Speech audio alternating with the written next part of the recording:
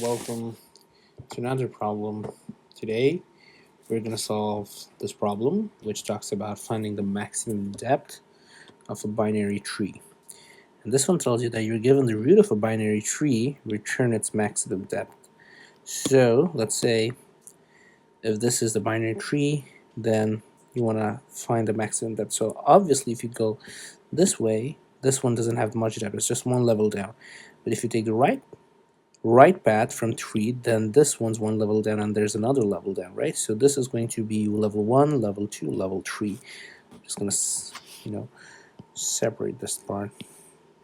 So this is going to be L1, this is going to be L2, and this is going to be L3. So this guy is going to return 3.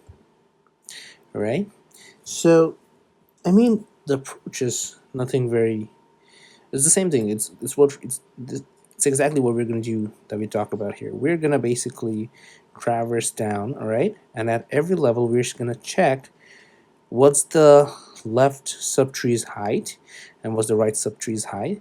Whichever has the maximum, we're going to add 1 to that and return that as the height of that specific node, right? So this one's going to look at left, is going to be 1.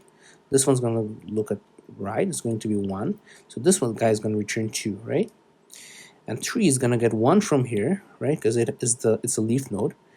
And 3 is going to get a 2 from here. So this is basically going to compare. 3 is basically going to compare between 1 and 2. And it's going to return 2 plus 1 because 2 is greater than 1. That's what we're going to do. At every level, we're going to check what's the depth at the left, what's the depth at the right, get the maximum, and then return plus 1 to that. Okay, to solve this problem, I'm going to create a function which is going to return me with the depth of a specific node, right?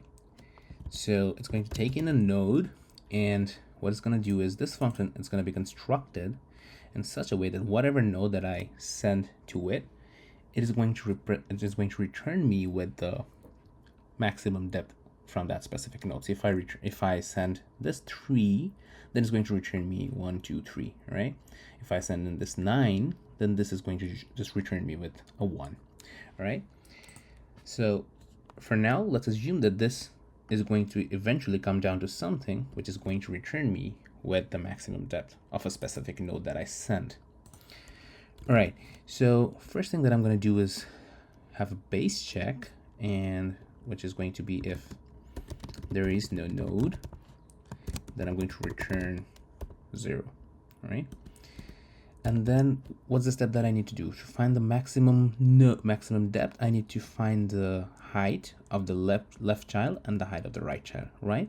And then check which one's greater and add plus 1 to that. That's the goal, right? So I'll have a height. I'll take the height of the left child, I'll take the height of the right child. So to do that, I'll have to call in this same function, because I know this function is going to return me with the depth or height. So I'm going to call in this function on the left child, and the same thing for the right child. So right, and then I'm going to return whichever is the bigger one amongst these two and add plus 1 to that, right?